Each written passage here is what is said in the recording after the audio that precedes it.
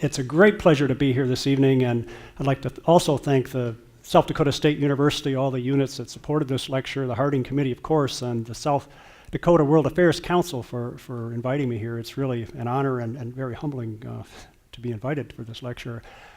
Tonight I'm going to, as is now said, I'm going to focus on world food security and water issues, and I'm going to talk about the nature of the problem, but particularly I'm going to focus on also some of the progress that we've seen, and there has been progress over the last 40 years. Zero.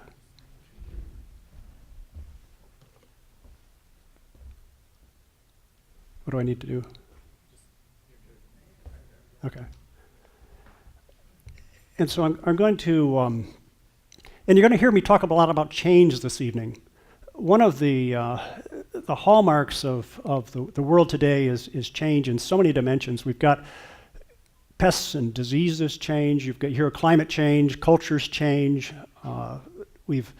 And part of development and part of trying to solve world hunger and food problems is how we deal with that change and the choices we make in dealing with that change. So that's a theme I'm going to keep coming back to. I'm an economist, and sometimes economists present a lot of numbers. I'm not going to present a lot of numbers tonight. I'll get you with a few numbers, but not too many. I'm going to focus more on some of the examples and try to help you give a picture of some of the activities that I've been involved in and maybe some of the meaning of that for solving world hunger problems. Actually, before I do that, I want to give just a little more background, and you may be wondering how I got involved in really spending a career now on world food issues. And it actually traces back to I was being born on a dairy farm in upstate New York, and after I went to college and majored in farm management at a land-grant school, and when I was there, I met a person who became my wife, and she's actually the reason I'm involved in it. And the reason is that I thought I was going to go back and farm on a dairy farm, but she happened to. I met her on a blind date, which is some of you probably don't know what blind dates are anymore because you've got eHarmony and all those things to turn to. But some of us used to have to go to have blind dates. You know, we don't have those same sources. And so I met her on a blind date, and just by chance, she also grew up on a dairy farm. And I said, well, I'd like to go back to the dairy farm. And she said, well, I'm not going to marry you if you do. Her exact words were, I want to see more of the world than a cow's rear end. Which, and if you grew up on a dairy farm, I guess you tend not to romanticize it as much as some people do. But and I said, what do you want to do? And she said, well, I want to see the world. And I said, okay. And she said, well, I want to be a professor. And I had thought about that, and then I thought, well, I've heard a lot of pretty bad jokes by professors, so maybe that's something I can do too. And so we thought about that, but she wanted to see the world. She didn't want to be a professor right away, so we took some courses, international courses, and I took a class called Economics of Agricultural Development and learned that there were 900 million people. This is in 1970.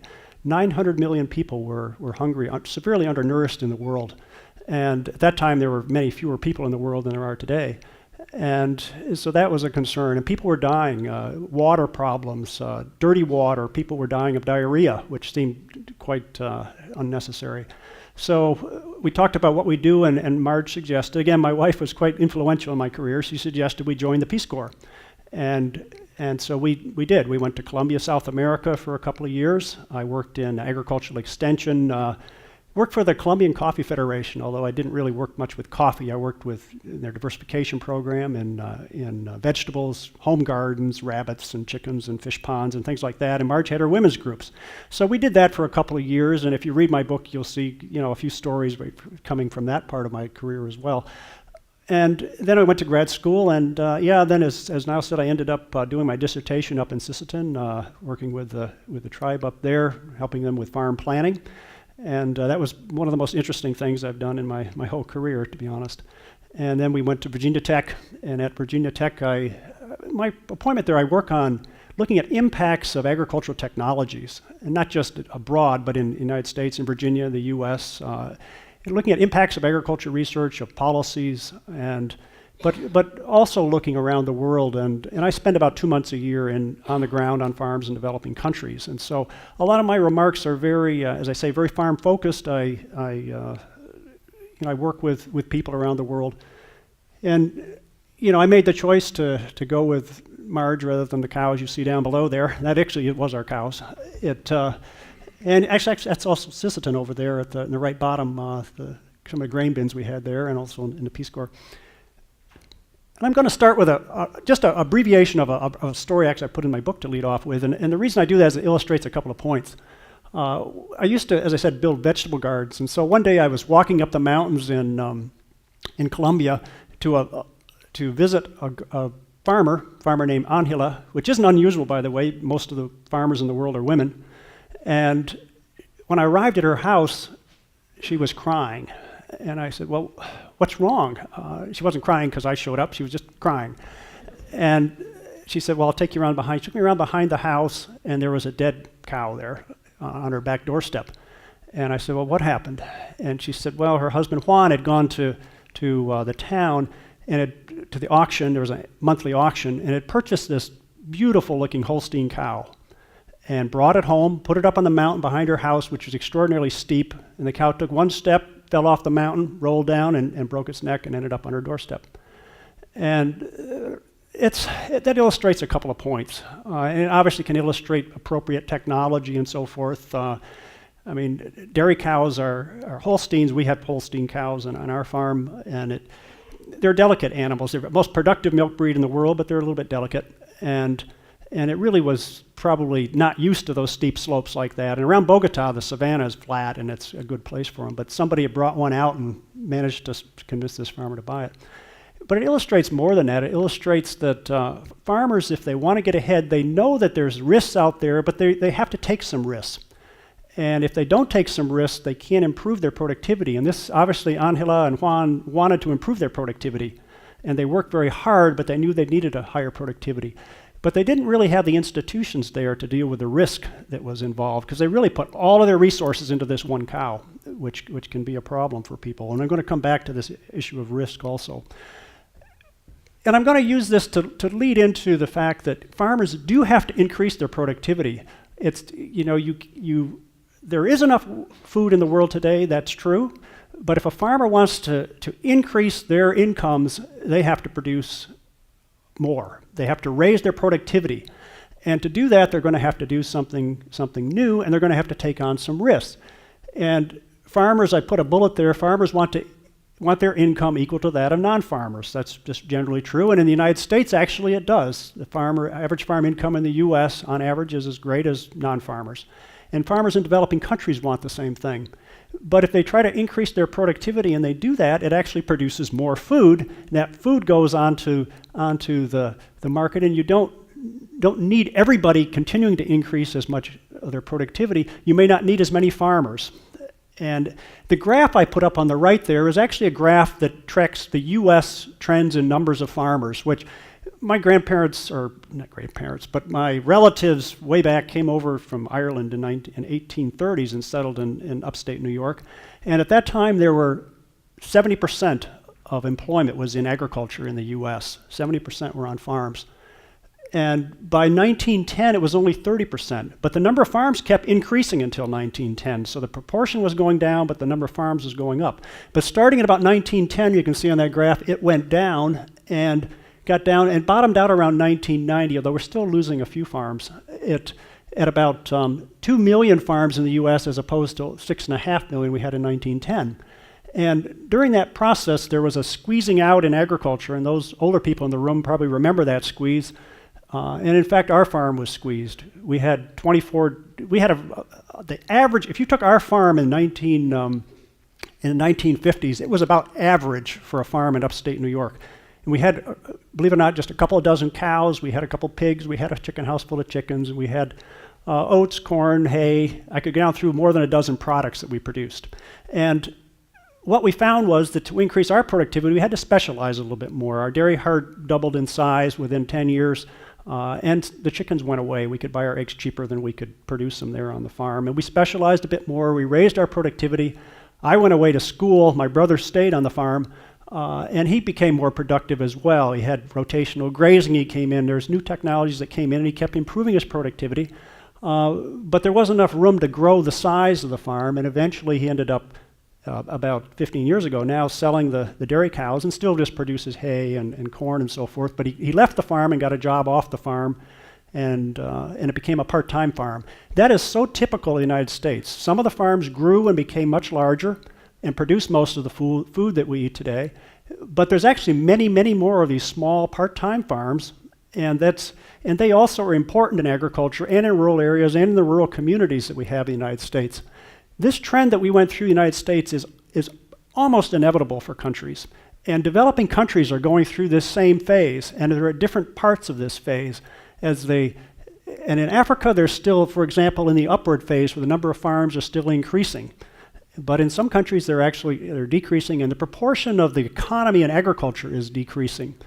Farmers increase their productivity, people can only eat so much food, and people want more than food, and so it's inevitable that the farm sector will decline. We have 2% of our population in agriculture in the United States today, as opposed to 70% 150 years ago or so.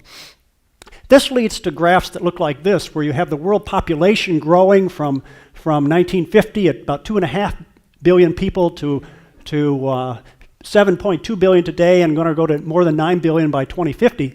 But look at the urban graph there, which is the second graph. Well, the second steep graph there continues to increase. But the rural population in the world as a whole is peaking, and will peak. In fact, estimates in 2020. Already we have about 54% of the world is urban, but the actual numbers of farmers will also start to go down. The rural population will start to go down in around 2020. And that also leads to this graph. So I told you I wouldn't give you numbers, and I'm not going to give you many graphs, but this one I think is also useful to look at. It leads on from the previous one. These are three graphs: the world as a whole, Africa, or Sub-Saharan Africa, and South Asia. South Asia and Sub-Saharan Africa are the two poorest regions of the world. But their graphs are also declining. You can see that from the period of about 1995 to 2005, and there you still had the proportion of, or the annual change in rural population was still growing in Africa, the red line up there, the top line. But it's really declining now, and all of them are declining. By 2020, for the world as a whole, that becomes negative, which means that rural population growth is actually declining in the world. But it'll be a few years, but not too long, before even South Asia is declining, the rural population. But if you look at Africa, it's probably going to be another 30 or 40 years before that happens. Now, there's several implications from that. One is that if the rural population continues to grow, even though the proportion is going down, annual change in rural population growth rate is going down, you still have growth in rural population, which means those farms are still getting smaller and smaller for the ones that are out there. And so they're still going to go through a long period of time where the farms are squeezed and becoming smaller and smaller, which creates difficulty for raising incomes. And I'd like to, as I said, I'm going to give some stories to illustrate some of these points. So what are small farms? How do they deal with this situation of having a very small farm? And I'll give you the answer even before I tell you the story. The answer is sharing, and you're going to hear this word often during this talk. Julio and Imelda, in my book, some names of people I fictionalized because I didn't get their permission. Julio is like a real name, and Imelda is a real person. These are real people, a family that I know pretty well. Knew them in Peace Corps, and I've since contacted them again. They had 13 kids. They weren't all in the picture when I took the picture that day, but they had 13 children. The boy couldn't walk, and he had polio. And I worked with them, as you can see. I worked with them with rabbits. Those are some of the rabbits we produced there, vegetables and so forth. And after I worked with them for a while, I also saw that they purchased 2 pigs one day. And a few days later, or actually a couple months later, I came back, and one of the pigs was gone. And I asked what he did with it. Julio said, well, we sold it. We needed some money for some basic needs, so I sold the pig. And I thought that's good. They were able to do that. Pigs are really piggy banks around the world. I mean, they literally are piggy banks. They feed them scraps and whatever, and that's the way they can then sell them. They don't usually slaughter them. They sell them at the time when they need money. And I said, what are you going to do with the second pig? And he said, here, I'll show you. And he led me down the mountain to a farm that I hadn't seen yet down there. And their house was in much worse condition than this house, which says a little bit about the condition of that house. The roof was leaking. I looked inside, and everybody slept on feed bags. You know what those are? They're just sacks, really. That was their furniture. And there was a child there, literally sick in a bag. Literally, I said in my book, literally sack-ridden. It was sick. And so Julio said, this family is really poor. We need to help them with, so well, I can help them with a garden and so forth. He said, well, that's not going to be enough. They need a new roof. And so I'm taking this pig into town, and we're going to raffle it off. And he did. He literally took it into town, and I helped him a little bit, put the raffle together. And it was very popular. He raised enough money. He needed to raise enough money to buy the roof. And he came back in a few days. We had the roof on the house. And really, that is the way that poor people survive in much of the world, is through the local sharing networks. And the people that are really suffering are those that don't have somebody to cover their back like Julio does.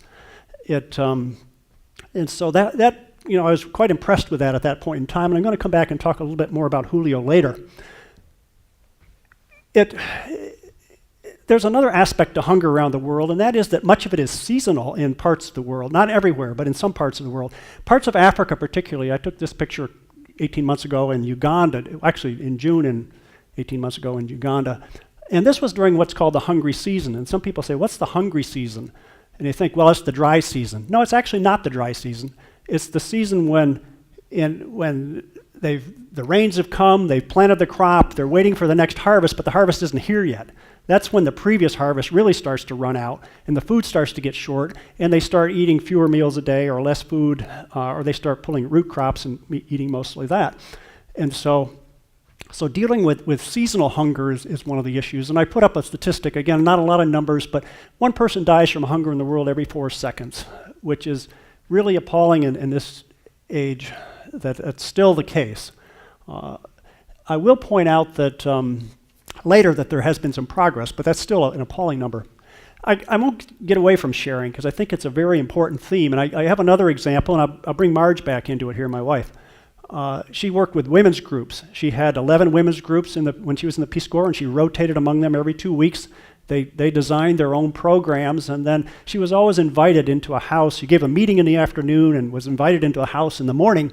And one of the poorest groups where she met rural areas was a place called El Congal. And so one day she was invited to visit a house that before her meeting, and she went there in the morning.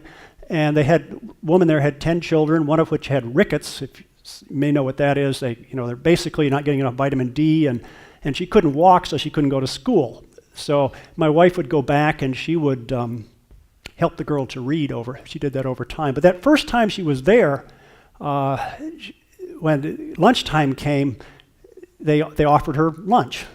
And she felt really bad because she could see they didn't have enough food to begin with. But she didn't turn it down because the woman was so pleased that Marge was there to have lunch with them. And this, they're just used to sharing with people. And so they shared their lunch with her. They gave her a little bit of rice and a piece of fish skin, and she felt guilty, not because it, smelled fishy or anything, but basically because she was concerned that children weren't getting enough to eat. And I have found this, and particularly in the Peace Corps, but even since then, you really have to avoid. This happened to me just last summer when I was in Niger. You have to avoid being in households at lunchtime, or you're probably going to get fed. And people can be very poor, and that's one of their survival mechanisms is the sharing that they do.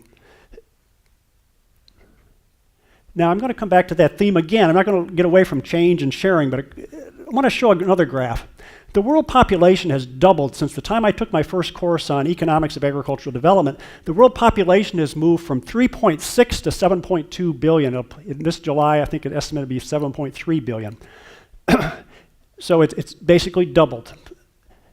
In my box on the right over there, you can see that, as I said, around 1970, we had about 900 million people that were severely undernourished in the world. Today, it increased again for a while, but today we're down to 805. So depends on where you look at, that's where graphs are tricky. If I started that graph in 1990, it would all look just like it was going down. But it's declined about 20% since 1990. And so we have fewer people hungry than we had. And the proportion has been cut in half, more than cut in half of people that are hungry. But 805 million is still a lot of very hungry people. So there has been progress in the aggregate statistics, but it's still a major concern. And of course, part of the difficulty is we talk about water, but one aspect that's particularly difficult is the cleanliness of water and people's availability of water, because diarrhea from not just from bacteria but parasites that get into the system cause people to need more nutrients or to die literally from the dehydration that's associated with it. And the countries that are poor, there's fewer countries that are where the hunger is being concentrated today. One of them is Niger. I know Hillary Hungerford's here. She said she worked in water systems in Niger. Last summer I was there. We have a new project there on biocontrol. I work, as I said, in a lot of integrated pest management, and one of the technologies we use is a biocontrol, basically a good insect that attacks the pest insect. And it's a pest of millet, which is a millet head miner, which is a very severe pest on millet. And so we were out there, and this is a new project. But we know the scientists we're working on have been making some progress on it, but we had to figure out why they weren't adopting basically the solution they were coming up with. So we went out and we did some focus groups in some villages, and we learned some things. But we were careful not to be there for lunch. But on the way home, the scientists that were with us from Niger had packed some box lunches for us. And so we stopped under a tree, like that tree over there, and sat, and I had these two people with me. Well, this is the scientist, pointer here. This is our scientist, local scientist there. This is one of my undergraduates I took with me, and this is my graduate student.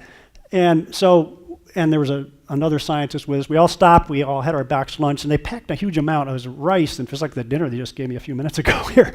Couldn't begin to eat it, it was so much food.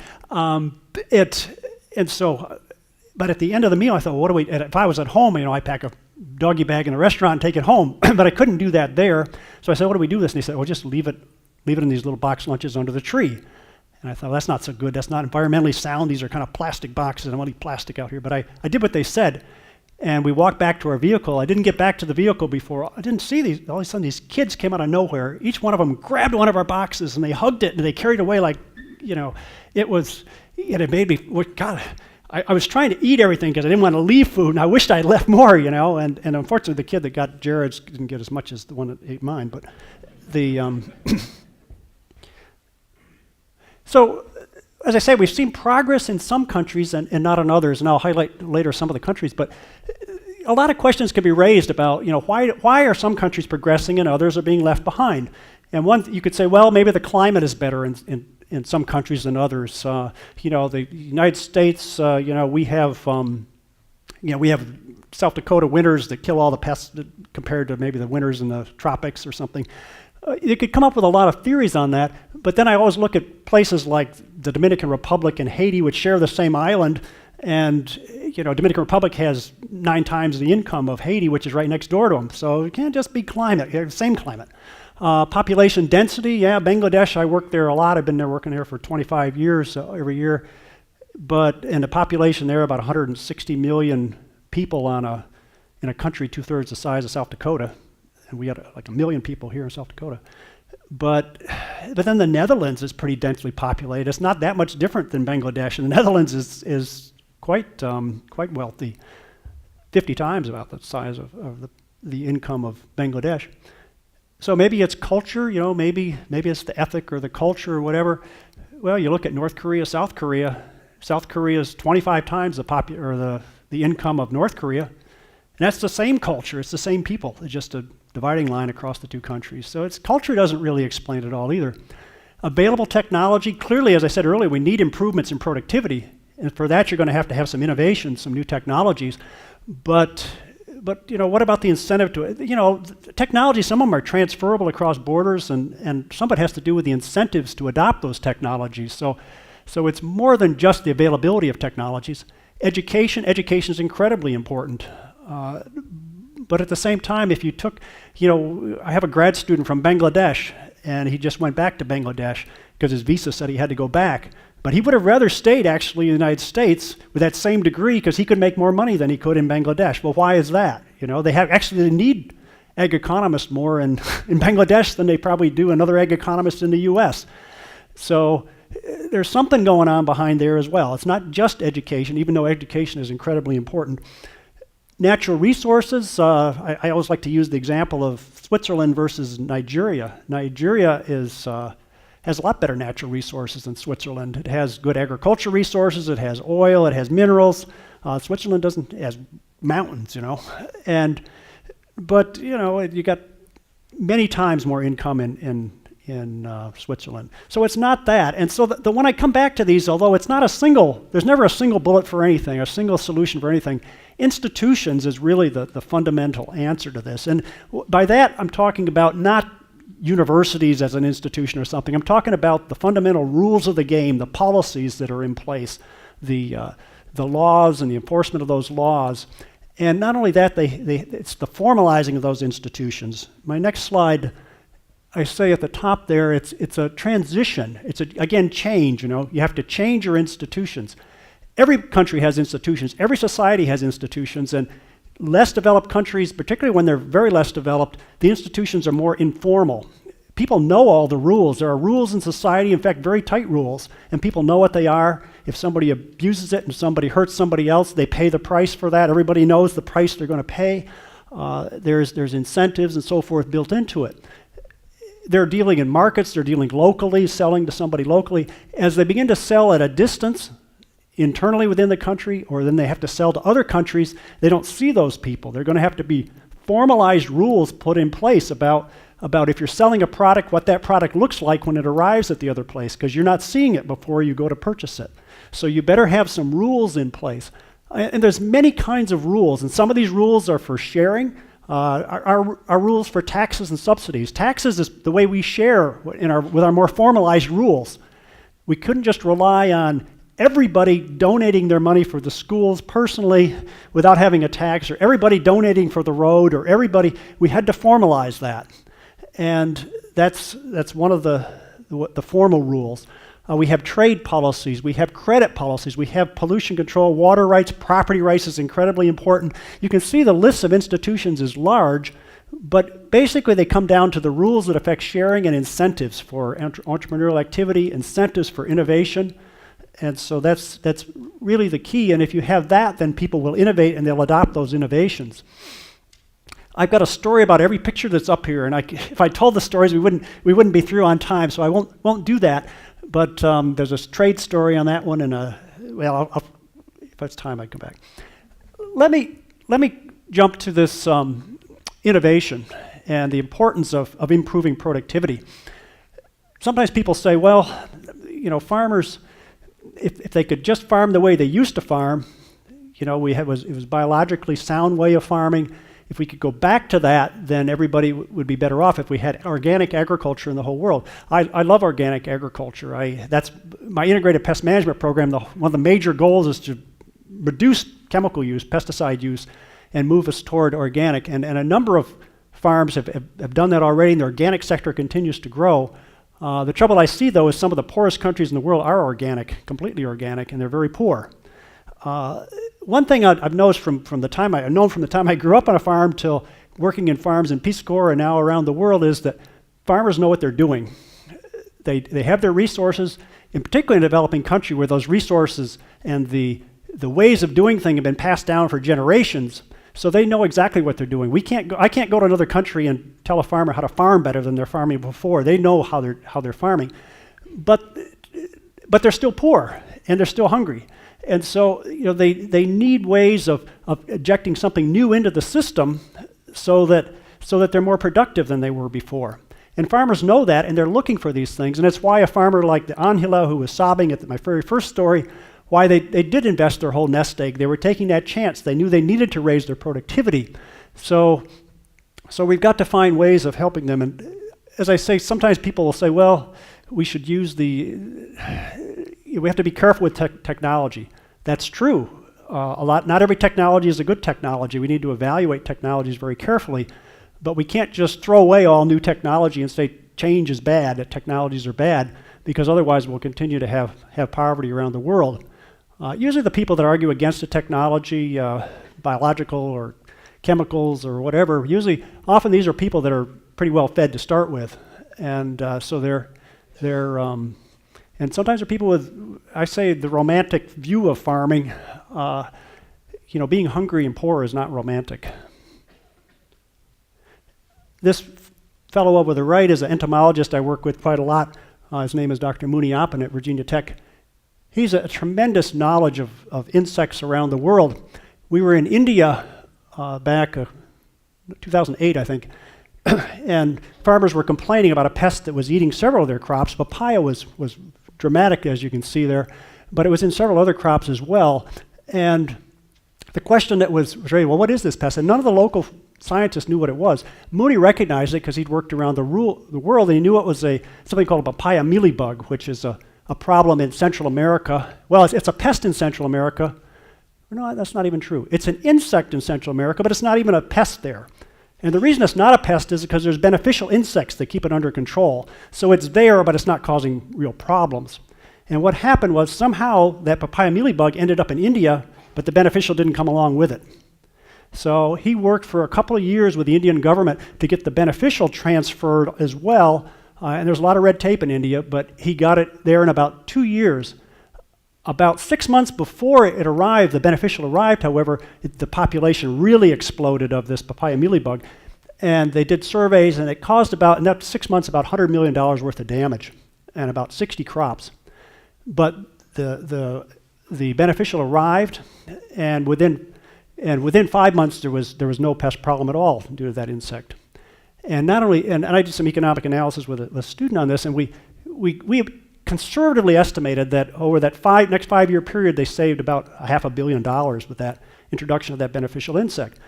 But I say conservative because what happened was that papaya mealybug kept moving north in India, moved to Bangladesh. Last year we saw it in Bangladesh. It wasn't a pest because the beneficial was with it. So that's something sometimes you don't measure that there's actually a benefit of it. About a third of all of our agriculture research goes toward just keeping us where we are. It doesn't increase productivity, but it keeps us from losing productivity. So agriculture research is quite critical. Excuse me. Infrastructure, I'm going to have to move along here. Infrastructure, I could talk all night because there's so many types of infrastructure. Water systems are incredibly important. I talked about dirty water before. Everybody has traveled in a developing country quickly learns that that's a major issue. Roads, utilities, communication systems are all many types of infrastructure. The story I'm going to give you is, I'm going to talk a little bit about roads. I had a couple of quick little snippets. Tanzania, where I worked a few years ago, had terrible roads. I left Dar es Salaam, which is the capital, to drive to the southern part of it, and we drove down roads where the potholes were so bad we'd find vehicles in the potholes. And I'm not making a joke out of this. I mean, literally there was a vehicle in the pothole in the middle of the road, and it drove into it and it couldn't get out, So that you got bad roads when the cars are in the middle of the potholes. And therefore it took us a long time to get there. So we stopped, we pulled off the road and stopped for the night. And the next morning we got up and we had to drive a little ways to get back onto the road. Came along and there was an elephant right in the middle of the road. Tanzania is a beautiful country, beautiful wildlife. But this elephant was flapping its ears. Anybody know what that means? It means it's going to charge. And it charged us. I've never backed up so fast in my life in a vehicle. It was a really, actually I found it quite interesting, but the driver actually looks pretty scared. So I realized it must be a little bit of danger. And I have this problem with, if anybody's read my book, I have this problem with animals. I love animals. I have dogs, I have pets, I love animals. But they don't always love me for some reason. In the Peace Corps, I got bit by dogs 4 times. And don't believe they tell you about dogs. Barking dogs bite. 2 of them came running right up to me, bark, and bit me. 2 of them I never even saw. Somebody say, you're scared of dogs, they bite you? No, I didn't even see 2 of them when they came up and bit me, so I wasn't scared. I don't know what it is about animals. Once I like to jog. I was jogging in Blacksburg, got hit by a deer.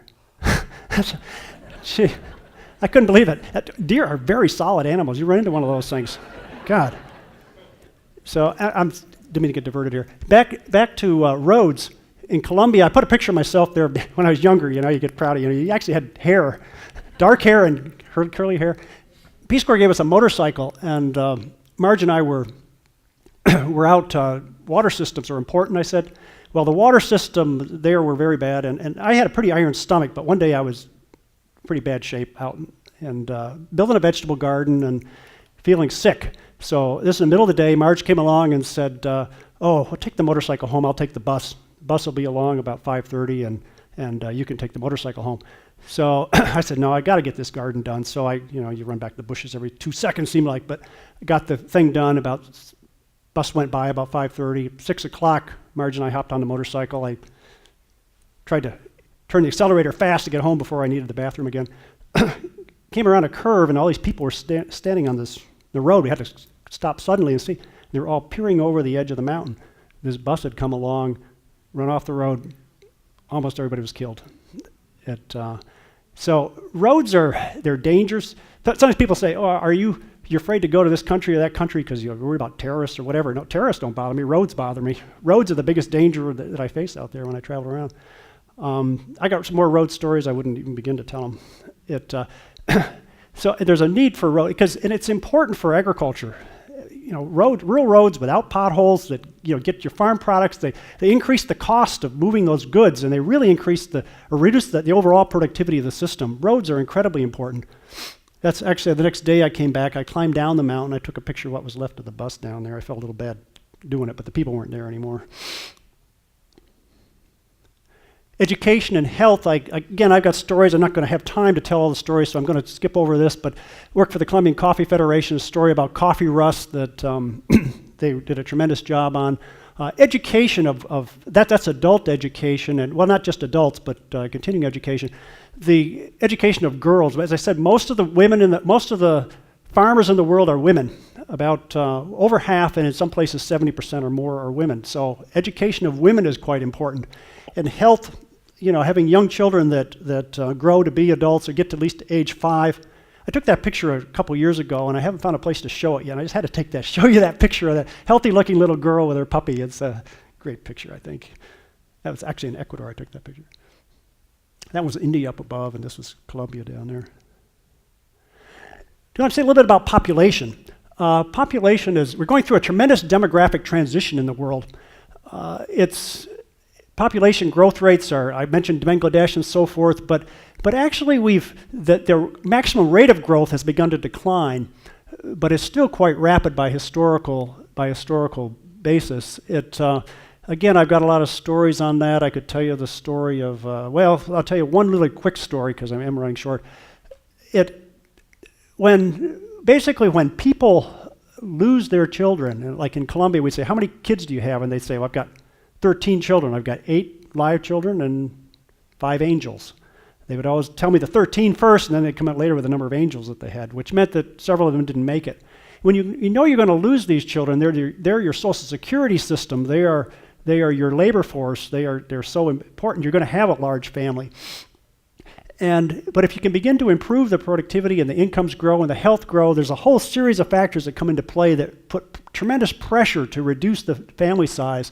And that's what we're seeing going on around the world today. Again, if I have time and later I could tell you a little bit about, I've experienced observing problems in childbirth and so forth with people. The dependency rates are changing. By dependency, I'm talking about the number of people under age 15 and over age 65, basically, that aren't as productive as, and I got to be careful on that because I'm 65 now, but hopefully I'll be productive for a couple more years.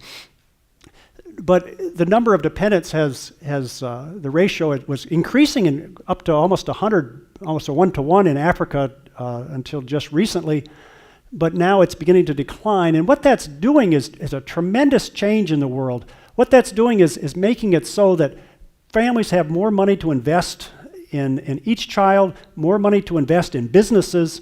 Countries have more money to invest on things besides besides just education also, but other things as well.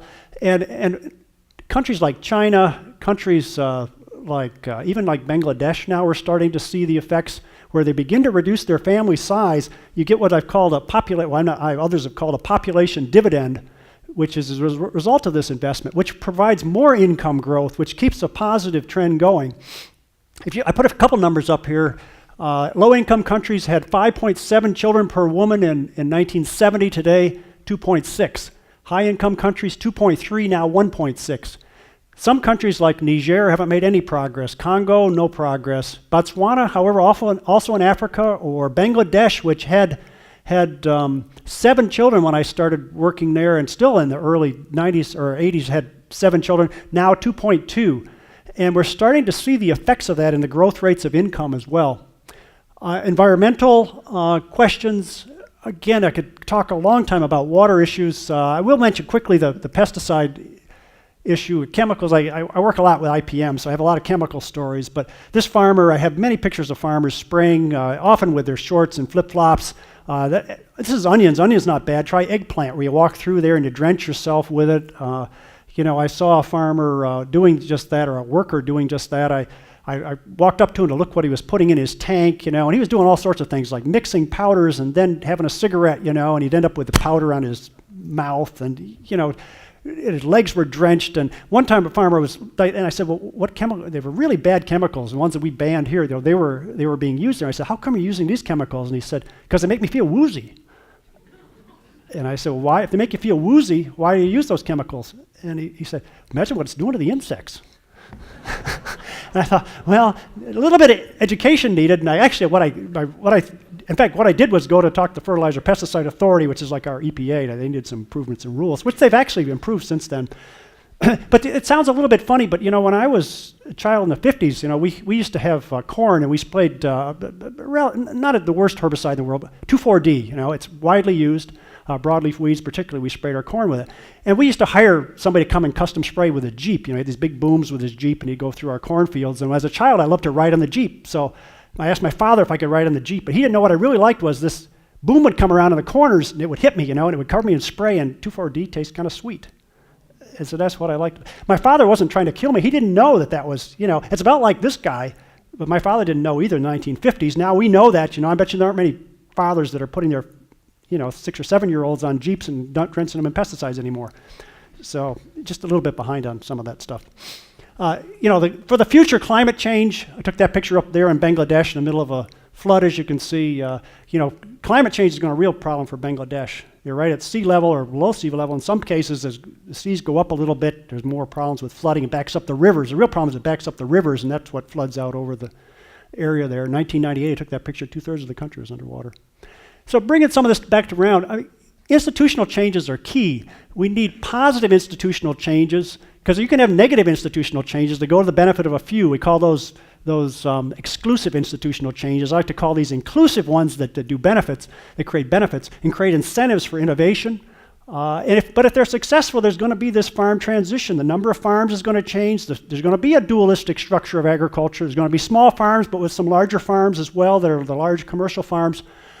And there's going to be a demographic transition that goes on, and that's going to have some positive forces associated with it. Although I will say that part of that demographic transition, you're going to have to get that demographic dividend, but then you're going to have to, in fact, grow before those people become old and they don't have as many kids to take care of them anymore. So there's resulting income growth, less hunger, and improved health as a result of that. Again, I've run over about 5 minutes more than I wanted to, but I've got 2 slides left. One on foreign aid, and we can talk about, you can raise questions on this later. It's hard to argue against foreign aid, even though it's a very complex topic. Foreign aid is food aid, it's financial aid, it's technical aid. This was food aid to emergency situation in Somalia in 2011. These are the actual pictures of the same child several months apart when he was brought to a rescue hospital in northern Kenya. And the upper picture in July and August, he already eating some of this plumpy nut mixture of peanuts and powdered milk that they mix up in a paste that they eat. By November, the same child down below looked a lot better. It's pretty hard to argue against that type of foreign aid. Other types of foreign aid, I see a lot of inefficiencies in foreign aid, but I also see a lot of good things. The Green Revolution came along, and some have said, oh, the Green Revolution, it causes problems. It wasn't perfect. It brought in chemicals that we're still trying to get rid of in the system, but at the same time, it saved millions of lives, and I find a very hard time arguing against saving millions of lives. And the growth that's gone on because of rice and wheat with the new short stem varieties that we had is just absolutely been tremendous. We still need to look for the next, and we are looking for the next technology as well. Concluding here, I put finding hope here. This is the same picture, the same family you saw at the start, the Julio and Imelda Espina and their children. I went to visit them a couple of years ago back to the town where I was in the Peace Corps, and that was one of the most fun visits I've had. I arrived in town, and one reason I knew several people, but when I visited the town, one of the daughters here was just this woman here is actually the one in red up here. I arrived and it just happened to end up 15 minutes later on the radio. It's a long story how this happened, but basically people knew I was there because of the radio show they had there. And so people came the next day to visit me, and I spent the next week they were kind of my host during the week that I was there, and they didn't know I was coming. I just arrived, I didn't tell anybody I was coming. And this woman here, that's Imelda, the same woman up here, she was in her 40 there, here she's 82 or so. And this is one of her sons here in the far picture, and this is his two daughters. Julio and Imelda didn't have a fifth grade education. Their children, most of them went to high school, and now, when I was there, these two girls this one was just close to going to high school, this was a little younger.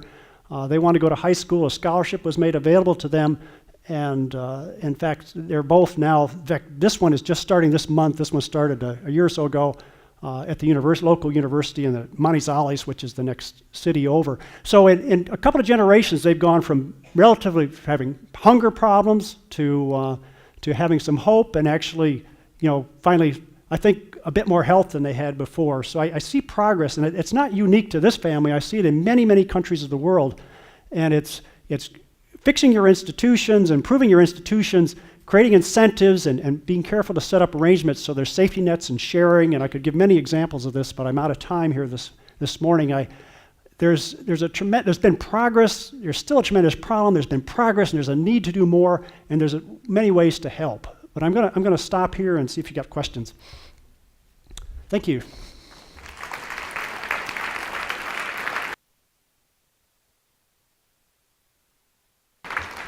And if you could come up to the microphone and I'll just respond, and maybe a couple of you could, if you want to ask questions, can get in front of the mics. And you're asked to repeat the question. Oh yeah, and I'll repeat the question as well after you ask it. And there's just one quick announcement before the questions, before everybody leaves. Don't forget about the symposium tomorrow, where George and others will continue this conversation. And for South Dakota World Affairs Council members who need parking, there will be parking made available to you with a code to get into the pay lot that you can contact SD World Affairs Council for that. Yes. One of your slides showed a radical drop in hunger in 2014. And my question is, what caused that drop in hunger? Is it the funds raised through the Millennium Development Goals of the United Nations that made that a possibility, or is there something else? Well, I think it is important to say. Oh, his question was, there's been a drop in hunger. What has caused that drop in hunger? Did the Millennium Goals have an effect on that drop? Those of you, probably most of you are familiar, but maybe not. There was Millennium Goals in the 1990s. We came along with a set of 15 goals, one of which was halving hunger by 2015.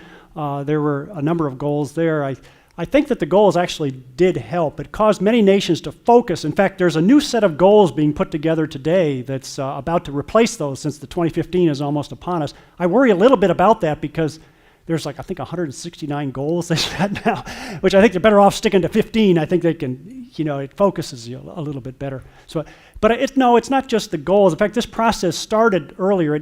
All the benefits didn't start in 2019. I think it's accumulation of things.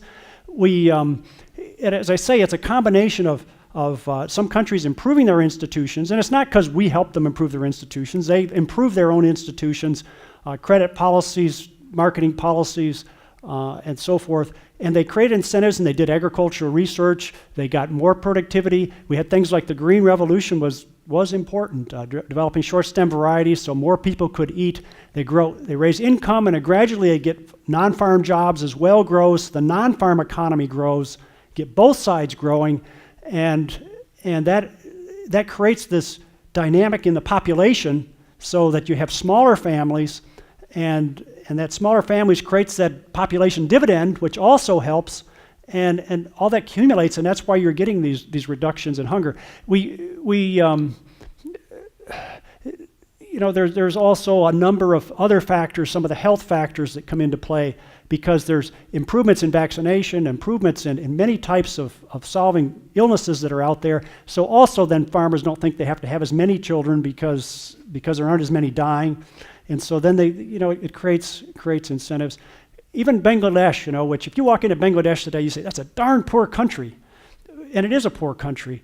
But I've been there over 25 years, and it actually looks better than it did back then, and the numbers bear it out in terms of the number of hungry people, in terms of the size of families. I showed that number went from 7 to 2.5, and that's pretty important if you have 160 million people, that you don't have that, continue to have that really rapid growth.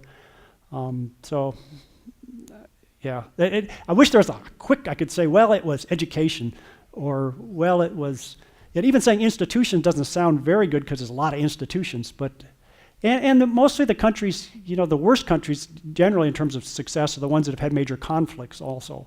So if you can stay away from conflict, that helps quite a bit. Another question? Yes, Linda? Actually, I know Linda used to be at Virginia Tech many years ago. George, so. thank you so Yes. much. But I didn't plan her here was a question. That's not a plant. Right. No. But you had a very great slide in terms of looking at some of the issues, and then where some of with having infrastructure and institutions at the bottom. Could you maybe tie some of that together in terms of the infrastructure and institutions? The example I would come up with is things like cold chain or the Warehouse Receipt Act, but cold chain can make such a big difference in terms of our ability to be able to at least retrieve and to secure the food that we're actually producing. Yes. And I think if anything, it's going to become more important over time. I don't think I need to repeat that question, right? I think you spoke into the microphone. Everybody can hear that, I think, right, Neil? Okay. Infrastructure, in particular, and you're talking particularly about marketing infrastructure, is very important. And it's not just the transportation part of it, it's the storage as well. We lose about 30 to 40% of our production through crop losses, and we can do a lot better job of that as well. And that's at the farm level and at each level along the way. Particularly though at the farm level, we lose a lot. There have been improvements in infrastructure for shipping. Again, there's tremendous. I'm not an expert on some of the shipping technology and so forth, but I realize that also has given us productivity gains and ability to move foods quickly. We lose very few people today to famines.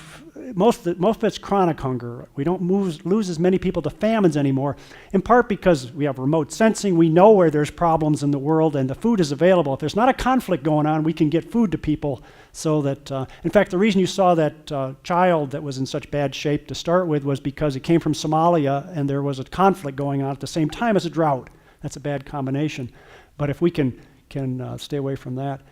Now, infrastructure is very important. Water infrastructure is getting more and more important as well.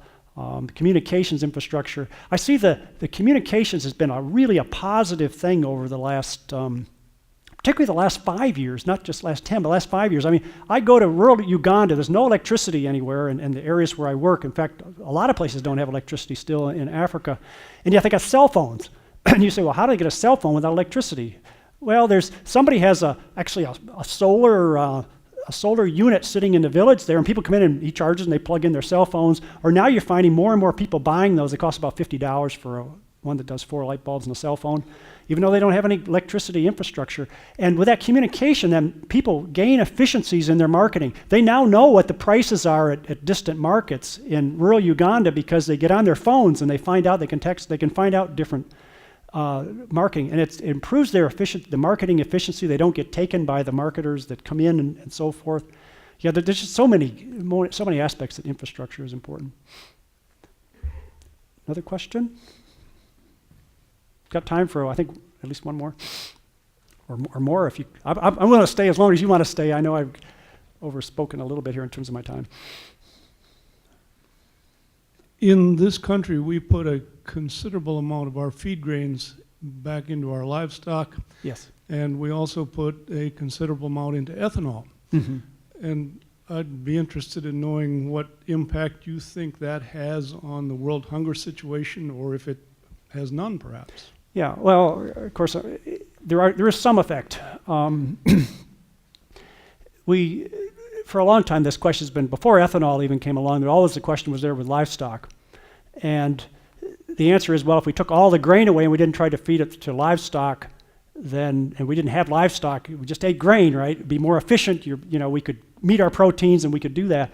But that if we tried to do that, particularly try to do it quickly, the livestock food prices would go down, which actually doesn't help farmers.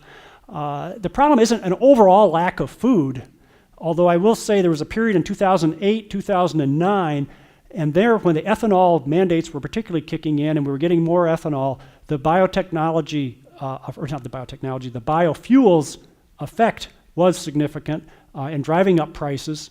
But again, we've had some response to that in terms of productivity and production since then, and we're not seeing the high price on grains now that we saw then. But population continues to increase. If we can keep putting more into biofuels, there's so much. There is a demand out there, and the population will continue to grow till it's going to be more than 9 billion in 2050.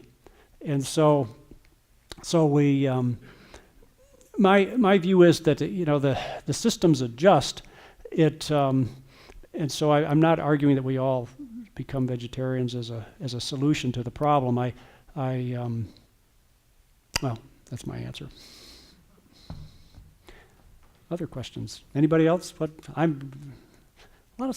Maybe a few more questions than this, but yeah, go ahead.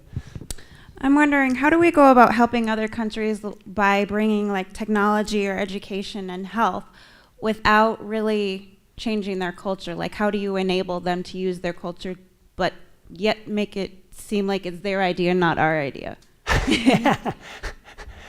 Well, okay, first of all, on culture, and I have a whole chapter on culture, and that's not even my area of expertise, so, but I observe a lot of factors on culture. Cultures change over time, but we can't intentionally try to change other cultures, but what we do does sort of change. Cultures do change, and they have to adjust over time, and they do adjust. They just adjust over a slow period of time. I'm not sure I quite get the entire gist of your question, but how do we change their cultures? We're not sort of intentionally changing their cultures, although what we do does affect culture. The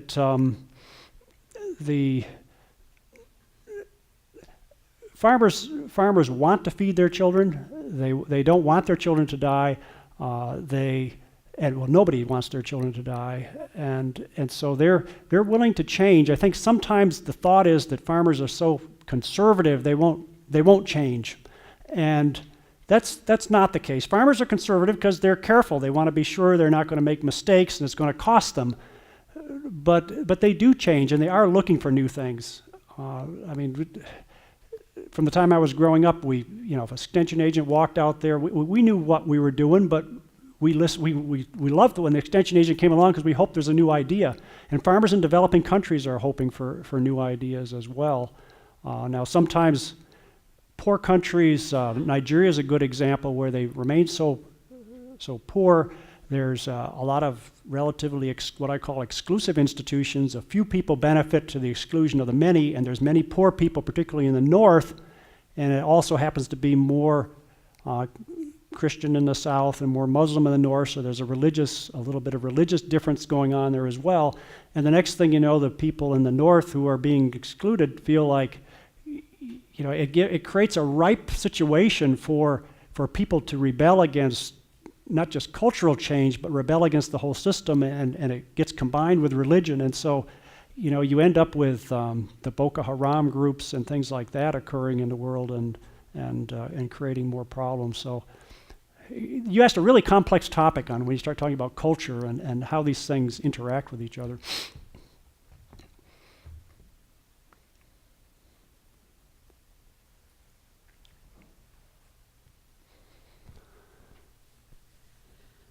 What's your biggest piece of advice for students? What would you tell us to do to try and help the situation and make an improvement and start getting it, getting into a field like this?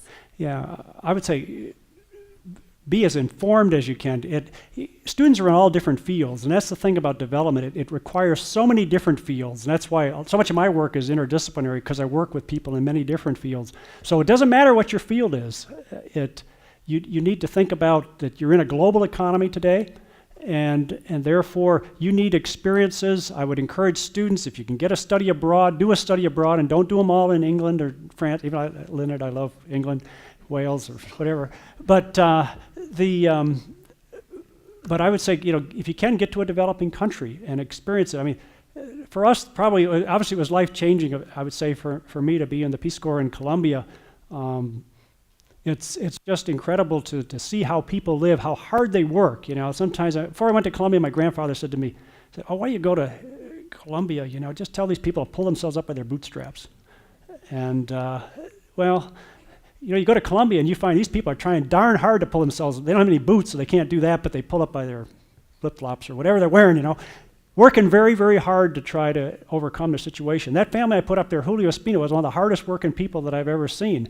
And their son, his son is still a hard worker. His son owns a store in town. He has the farm is now part-time. I didn't explain that because I didn't have time. The farm is now part-time, but it looks a lot better actually than it did when I was there before. Another daughter has a cafe in town. The whole family, and the mother lives in that apartment that, if you can see the wall behind her, is a nice-looking apartment. People work hard. They're progressing. People are so similar in many ways around the world. They work hard. Again, the rules may be working against them in some cases, so we've got to change those rules, and get countries to change those rules. But the best thing you can do is to go out and have an experience in a developing country. And I don't care if you're an engineer, go work on bridges or work on water systems or work in agriculture. You can. Some people will become like I do. You get a PhD and you go off and you specialize in an area where you work in development, like a plant breeder, an economist, or an entomologist, or whatever. But you don't have to do that even. There's many other ways to get involved, and anybody could. Eventually, as you get older, there's many ways to support. One of the problems that I have personally is, and I run around, I see so many needs. How do you help everybody that needs help? You can't do that. But you just try to figure out what you can do, and you try to do that part of it, and kind of keep that mindset through your life. And it's good to start young to get out there and experience that, because that's most of the world. We sit here in South Dakota. We're very lucky.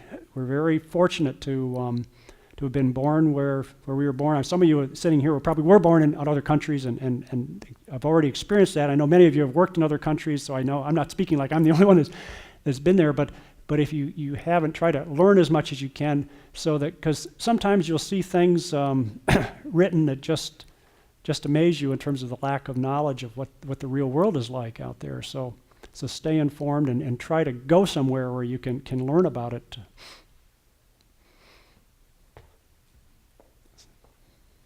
George, I want to follow up on that, because it struck me as you were talking there, about the same time you and Marge were going into the Peace Corps.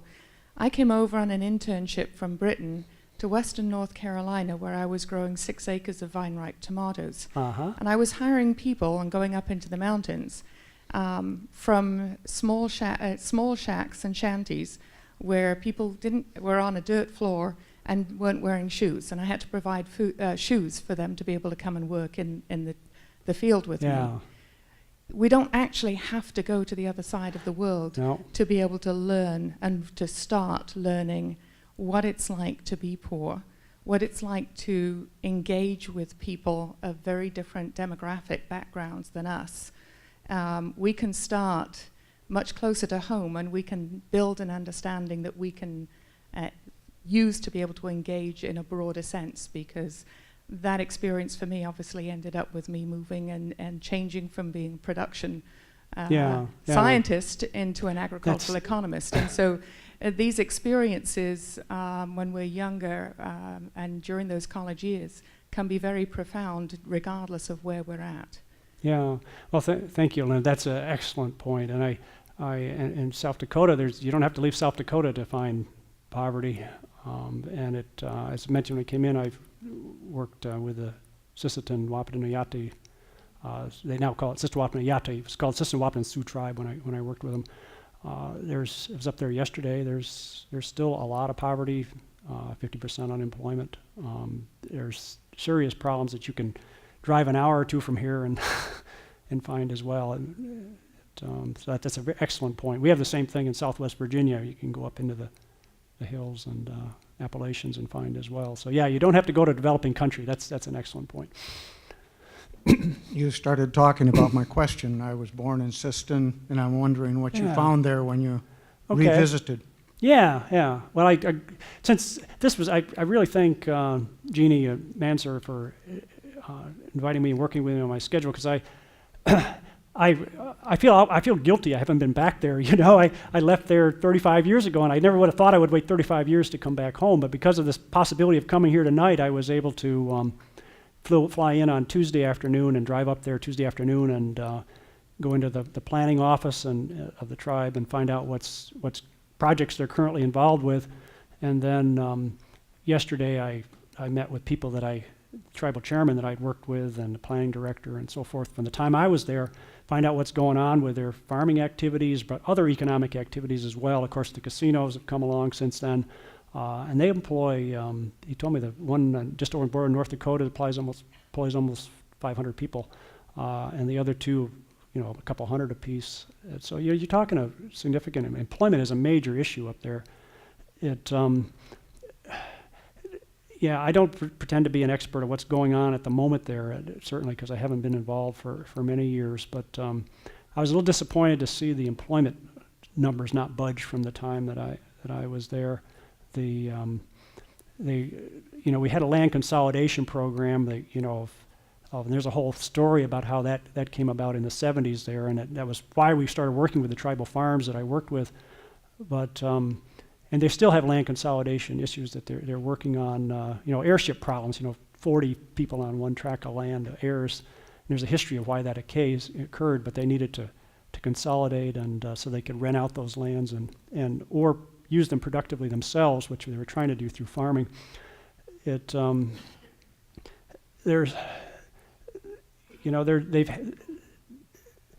There's many of the same they're not the same problem, but they're similar problems. Some of the problems they've had as occurs throughout the United States. Methamphetamines become more of an issue. That's still a serious problem there today. Has become more of a serious problem than it was back years ago. I see education, though. One of the things, I came to South Dakota State in 1977 and 78, and your dean was here at that time. Is gone now. Hollis Hall was the dean at that time, and John Thompson was the head of Ag Econ. And they were very supportive, but there were very few members of the tribe here. And I see at South Dakota State, I looked up, you have more people from Native American population here today. But I see a change in culture going on. I talk to people about, what are your children doing? What education are they getting? Of course, the tribal college there has grown. That's a positive thing. Jerry Flute, probably nobody knows Jerry Flute. He was the tribal chairman back in the late 70s, one of the smartest people I've ever met. He, and in some sense ahead of his time, I think a little bit, but he had developed a grocery store there at the time, the tribal farms, and a number of things. And I asked him what his children are doing. One of them is his daughter's a lawyer, went away and got a law degree. His son has a master's degree in IT. In fact, is the head of IT for all the casinos that they've got there. Another son is a member went off to the military, was in Afghanistan, and has since come back and got his degree at North Dakota State, and is now actually a tribal council member right now. It was so much fun to go up there and actually talk to people. A little discouraging, some things that you had hoped would progress more than they have, but particularly on the educational side, again, I don't want to take too much time, but I came down, I talked to Hollis Hall, and I said, there aren't really many Native Americans here at South Dakota State in the 1970s, and he said, here, I'll give you 5 scholarships, full scholarships, come back to, find me 5 people in Sisseton of Native Americans that want to come to South Dakota State, and they can have a free ride. So I took those scholarships back. I went into the high school. I met with the guidance counselor.